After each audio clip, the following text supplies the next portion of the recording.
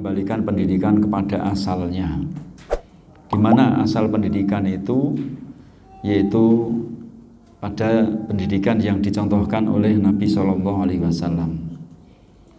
Dan kemana pendidikan sekarang ini? Ya, kenapa harus dikembalikan? Karena berjalannya waktu, ya 1400 tahun yang lalu terjadinya peristiwa-peristiwa yang akhirnya menjadikan ada hal-hal yang perlu dikembalikan lagi kepada asalnya pendidikan ini. Baik, yang pertama kita bahas itu adalah tentang tujuan kita mendidik. Ini harus sepakat, ya harus sepakat. Tidak boleh tujuan ini itu kita masih ragu atau belum tahu. Misal contoh, Ustadz atau Ustadzah keluar rumah. Ustadz mau kemana? Kemudian kita jawab, oh iya ya, enaknya kemana ya? Itu jadi masalah. Itu keluar rumah, gitu kan? Itu keluar rumah. Ditanya mau kemana Ustadz? Oh iya ya, mau kemana ya? Apalagi pendidikan. Mau dibawa kemana anak kita? Mau diapakan anak kita? Mau jadikan apa? Itu harus jelas. Ya, tidak boleh tidak jelas. Sebab kalau tujuan tidak jelas, pasti langkah kita ke sana juga akan kebingungan. Mau kemana ini? Loh katanya mau ke Riau, loh katanya mau ke Jakarta. Ini yang benar yang mana? Gitu. Harus sepakat. Nah, maka pertanyaan yang pertama adalah akan dijadikan apa anak didik kita? Ini pertanyaan pertama. Mungkin kita punya anak di rumah, ketika kita menyekolahkan anak kita atau mendidik anak kita ditanya, ya ayah ibu, ya ayah bunda, bapak ibu, ustadz dan ustadzah, anaknya dididik mau jadikan apa sih? Itu spontan, hampir semua orang, entah orang baik atau orang tidak baik, ya, itu akan mengatakan biar anak saya menjadi soleh atau solehah. Ini sudah semua orang sepakat dan kita pun sepakat. Ini nggak bisa ditawar-tawar lagi menjadikan soleh atau solehah, karena Allah Subhanahu Wa Taala berfirman, wa ma khalaqtul jinna wal insa illa liya'budun. Ini sudah berulang-ulang kita mendengar. Ternyata muncul pertanyaan yang kedua, ya, apakah soleh solehah saja sudah cukup? Nah ini pertanyaannya. Ya ini pertanyaan yang butuh berpikir ulang.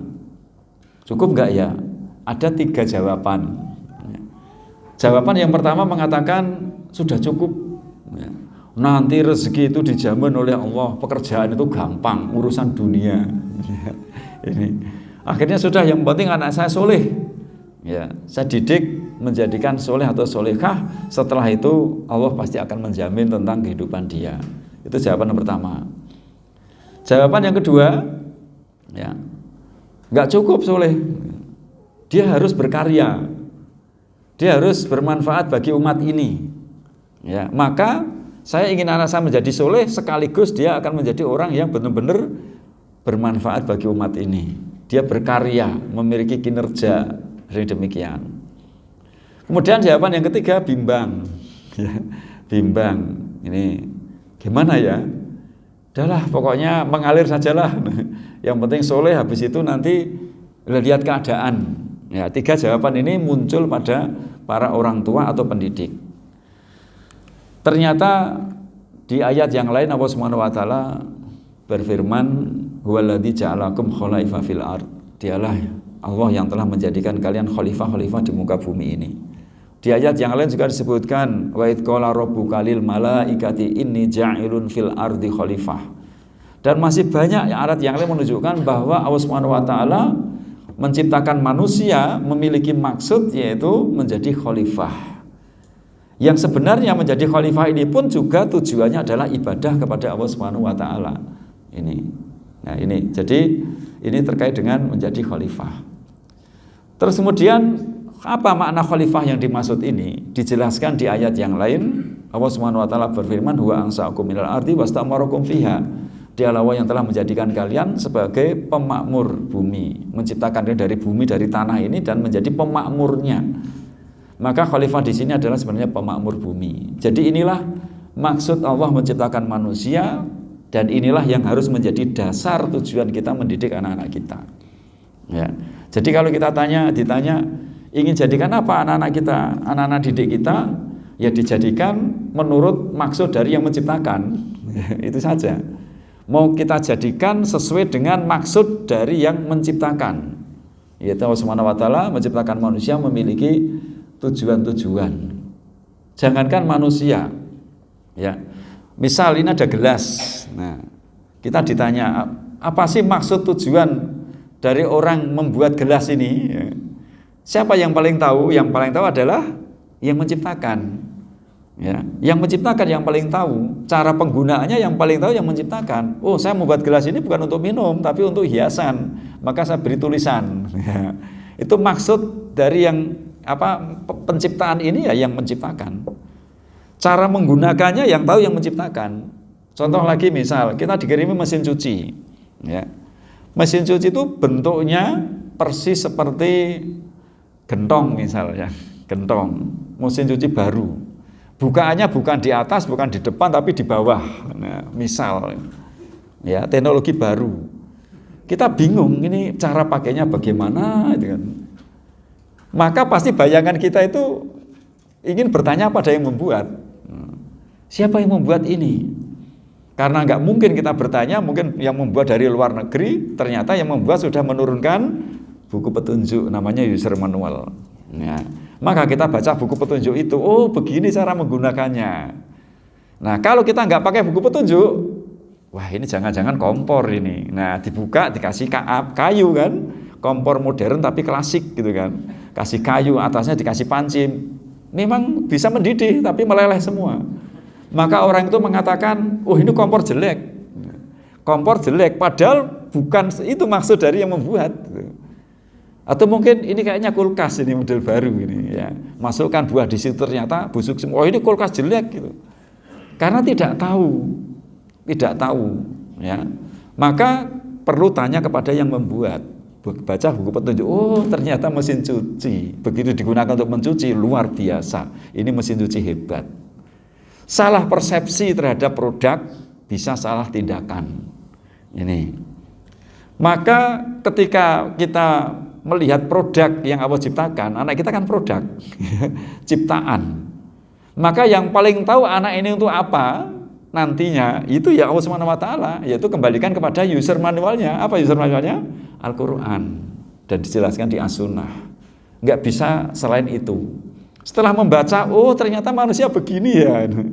Ternyata manusia begini ya. Nah, akhirnya kita dalam bertindak, dalam mendidik anak-anak sesuai dengan yang ditunjukkan oleh penciptanya, sehingga pas, maka jadilah manusia sesuai yang dimaksud. Tapi kalau kita bertanya kepada bukan penciptanya, siapa antara lain? Filosof, ya, psikolog yang dasarnya bukan Quran, insya Allah pasti salah tafsir dan nanti akan salah tindakan. Ini yang terjadi. Jadi kita tanya tentang satu produk, tapi tanyanya kepada yang bukan menciptakan, pasti akan salah tafsir. Ini demikian juga tadi produk mesin cuci. Nah anak-anak kita demikian. Inilah maksud Allah menciptakan manusia. Nah cara memperlakukannya bagaimana? Dijelaskan oleh Rasulnya. Oh bagaimana Nabi mendidik anak, itu kita contoh. Sehingga menghasilkan generasi yang terbaik yang pernah ada di muka bumi ini. Diakui kawan maupun lawan. Itu kita seperti itu. Nah maka kita selama 3 hari ini berusaha membahas bagaimana kita selalu mengembalikan pendidikan itu pada asalnya. Ya, maka nanti kalau ada sesuatu yang mungkin menyelisih ya, kayaknya Nabi nggak begitu deh, silakan kita diskusi. Kita diskusi saja. Karena apa? Karena kita di sini belajar bersama-sama. Ini. Oleh karena itu kalau kita urei, ya, tujuan kita mendidik anak-anak agar anak kita itu nanti menjadi abid, ya, ahli ibadah. Ini. Nah, kemudian juga menjadi pemakmur bumi, menjadi khalifah, ya. Menjadi pemakmur bumi, jadi menjadi khalifah. 2 tujuan ini. Nah, tentang ibadah ini banyak nas-nas hadis atau ayat Al-Qur'an mengenai ibadah ini, antara lain Nabi SAW bersabda, akmalul mu'minina imanan ahsanuhum khuluqa. Ibadah itu dasarnya iman. Dan orang beriman yang paling bagus, paling sempurna imannya itu berarti tampak pada dirinya akhlak yang mulia. Akhlak yang mulia. Dan masih banyak nas yang lain. Akhirnya mendidik anak kita untuk beribadah. Entah itu mungkin mengajarkan akidah, ibadah, fikih muamalah, fikih jual beli, ya. Dan semua fikih-fikih di situ ternyata ujung-ujungnya adalah munculnya akhlak yang mulia, yang orang umum menyebut dengan moral. Ya, orang umum menyebut dengan moral. Ini terkait dengan Dignas. Kalau Dignas menyebut itu namanya moral karakter atau karakter moral. Nah, kalau di kita namanya adalah akhlak. Ya, akhlak. Terus kemudian terkait dengan pemakmur bumi ini, ya, Nabi SAW bersabda antara lain khairunas anfa'uhum linnas, ya, sebaik-baik manusia adalah yang paling bermanfaat bagi manusia yang lain. Kemudian beliau juga bersabda inna wa ta'ala yuhibbu idza amila ahadukum amalan ayyudkinahu. Allah itu mencintai salah seorang di antara kalian jika beramal, berkarya, bekerja itu mutkin. Ya, ayyudkinahu, profesional. Betul-betul profesional, ahli di bidang itu, sesuai dengan bidangnya masing-masing, dan itu terjadi pada zaman sahabat radhiyallahu anhum. Ya. Nah, akhirnya ini disebut dengan karakter kinerja. Ya, atau disebut dengan istilah performance karakter kalau kita arahkan ke pendidikan nasional. Nah, kinerja ini akan maksimal, seseorang akan maksimal kinerjanya jika kinerjanya itu sesuai dengan karakter unik yang dimilikinya, yang disebut dengan al-mauhibah oleh Ibnu Jauzi, dan dalam bahasa kita disebut dengan bakat. Nah, kita lihat dua gambaran ini dengan gambaran generasi terbaik sahabat radhiyallahu anhum. Sahabat radhiyallahu anhum semuanya berakhlak mulia tanpa kecuali. Akhlak mulia didasari dengan akidah yang sahih, ya, didasari dengan ibadah yang benar. Ini. Dan lagi sahabat itu punya peran profesional di bidangnya masing-masing. Betapa hebatnya Khalid bin Walid ketika mereka bertempur sehingga gak pernah terkalahkan, sampai Umar bin Khattab khawatir nanti orang-orang mengkultuskan, diberhentikan Khalid bin Walid. Ini betapa hebatnya Urwah al-Bariki dalam bernegosiasi, ya, diberi uang 1 dinar untuk membeli kambing 1 karena memang harganya segitu, ternyata pulang-pulang dapat kambing uangnya utuh. Bukan mencuri, bukan apa, ternyata 1 dinar karena pinternya bernegosiasi dapat 2 kambing. Kemudian 1 kambing dijual lagi, laku 1 dinar. Jadi kembali ke Rasulullah, Rasulullah ini kambingnya, ini uangnya. Rasulullah kaget. Nah, akhirnya didoakan oleh Rasulullah. Ya Allah, berkailah transaksi Urwah al-Bariki. Hebatnya luar biasa, sampai di riwayat hadis yang lain, seandainya Urwah ini pegang debu pun, dia bisa menjual debu itu. Nah, itu hebatnya luar biasa itu sahabat-sahabat itu. Abdurrahman bin Auf, sampai pasarnya orang Yahudi itu kukut, maksudnya bangkrut. Akhirnya pasar kaum muslimin yang muncul, yang datang ke Madinah, hijrah pertama kali yang ditanyakan apa? Ya, pasar. Gitu, ya. Hebatnya luar biasa. Di sisi lain ada seorang sahabat yang masih muda belia jadi penerjemah Rasulullah, Zaid bin Sabit. Ada juga yang ahli ilmu seperti Ibnu Abbas, ilmu tafsir. Ya, ada juga yang nanti mungkin di bidang strategi, yaitu Salman Al-Farisi. Hebat-hebat luar biasa pada bidangnya, tapi secara umum mereka semua berakhlak mulia. Nah, ini yang terjadi pada generasi itu. Maka saat ini ya kita jangan menjadikan anak kita semua jadi Ibnu Abbas semua. Ya. Nanti repot itu, ya. Iya, siapa yang jadi pedagang? Ya. Tapi dasar akhlak ini harus yang sahih. Inilah manhaj di sini. Dasarnya manhaj. Ya.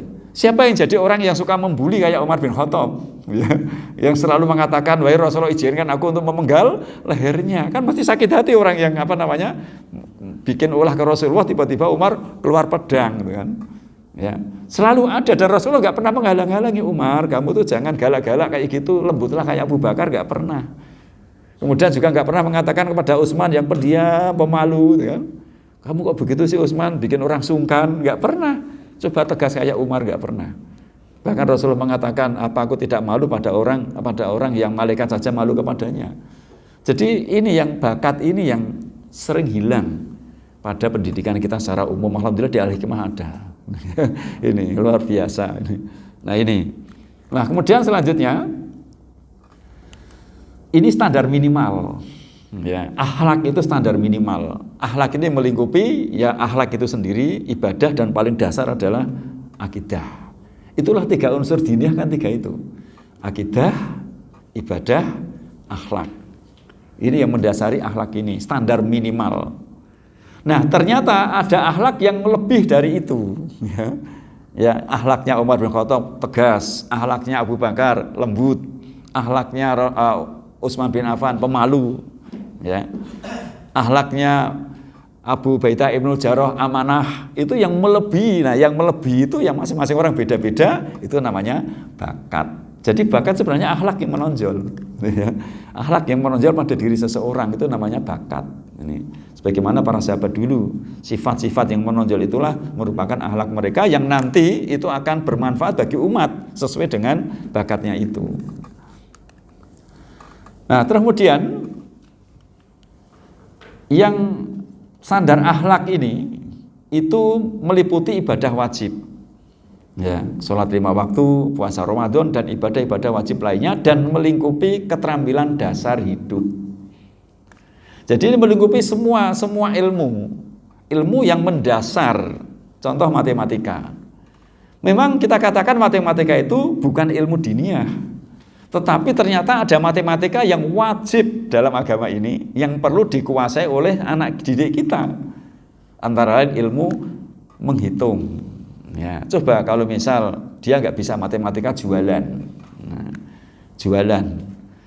Pak, ini berapa harga jeruk ini? Oh, 1 kilogramnya 20.000. Baik, saya beli 1 kilogram. Dah, dibungkus, kasih uang 50.000. Ternyata oleh penjual tadi tanpa maksud menipu, ya, karena tidak tahu dikembalikan 10.000. Kira-kira pembelinya gimana? Bapak pengen menipu ya? Dasar orang nggak berakhlak.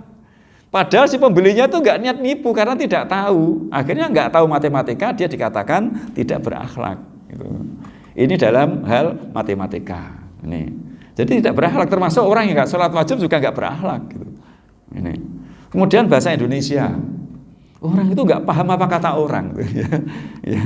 Misal ditanya, jeruk ini harganya berapa? Oh maaf, ini saya baru saja datang ke sini, saya dari Jawa. Orangnya bingung, ini orang gimana sih, nggak nyambung, kata orang aja nggak paham itu kan, nggak diajarkan berbahasa mungkin. Nah itu jadi masalah.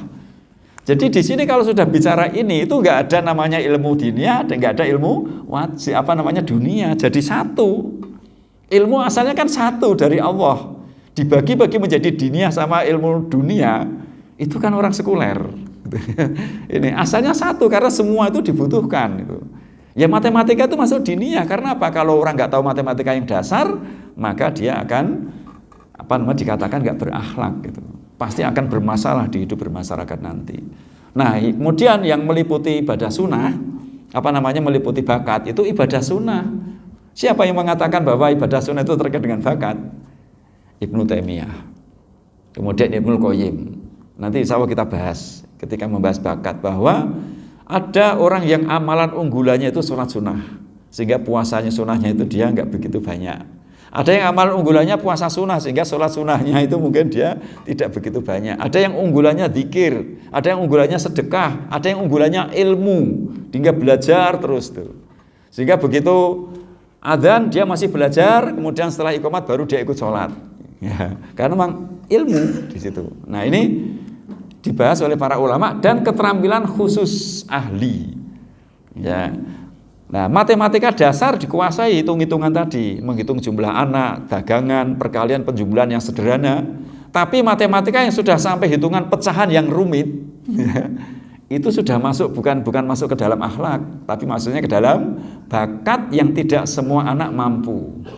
Ya, itu. Maka kalau semua anak dipaksakan belajar pecahan-pecahan sampai rumit seperti itu, maka anak itu akan terbebani. Pasti anak nggak suka, pasti muncul masalah dalam pendidikan itu, sehingga anak sudah nggak senang lagi. Ini bahasa Indonesia juga demikian. Bahasa Indonesia itu yang standar ya paham kata orang dan bisa mengatakan maksud hatinya kepada orang lain. Nah, Selebihnya itu sampai kepada majas, kemudian membuat karya sastra, ya, kemudian menyusun sesuai karya tulis yang bagus sekali, itu bakat. Nggak semua anak mampu, gitu ya.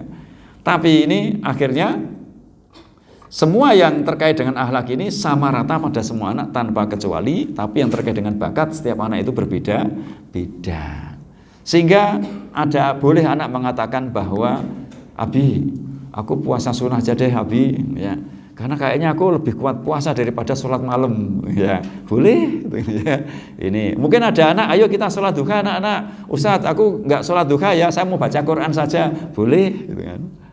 Tapi jangan sampai ada anak mengatakan, aku sholatnya duhur sajalah, aku nggak bakat sholat subuh. Nah, kalau sholat subuh nggak bakat semua nanti anak-anak itu. Nah, nggak boleh demikian. Ini, maka akhirnya dengan kita memahami batas minimal ini, standar minimal atau KKM yang betul-betul sesuai dengan kebutuhan, ya, itu semua pelajaran pasti akan mudah dan disenangi. Yang akhlak semua anak akan senang, yang bakat kalau kita mendidiknya sesuai dengan bakat masing-masing pasti mereka akan senang. Sehingga secara asal pendidikan itu menyenangkan. Kalau anak tidak senang berarti ada sesuatu yang tidak tepat di dalam menggunakan produk yang namanya manusia tadi, gitu ya. Perlakuannya beda. Bisa jadi kita mengomporkan mesin cuci, ya, atau mengkulkaskan mesin cuci. Nah, kalau bahasa ekstrimnya memesinkan manusia atau membinatangkan manusia. Nah, maka inilah standarnya demikian. Akhlak ini menjadikan anak-anak kita menjadi soleh, ya. Sedangkan bakat ini menjadikan anak-anak kita menjadi muslih. Soluha, asal dari fi'il madhi dari soleh, ya, artinya adalah baik. Maka soleh adalah itu isim fa'il, ya, maka artinya adalah orang yang baik.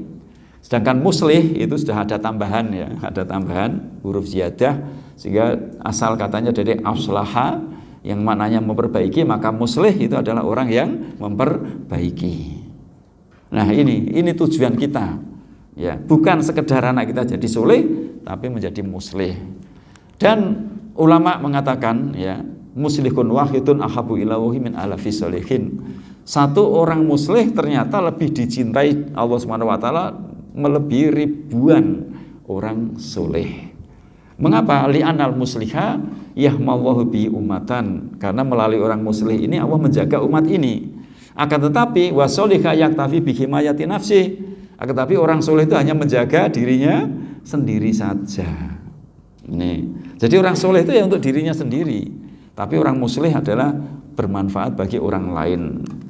Dan juga disebutkan di ayat, ya, bahwa Allah tidak akan membinasakan suatu negeri secara dolim jika di negeri itu ada orang-orang yang muslih, ada orang yang memperbaiki. Termasuk diantaranya adalah para pendidik. Ini diharapkan adalah semua adalah orang-orang muslih atau muslihin.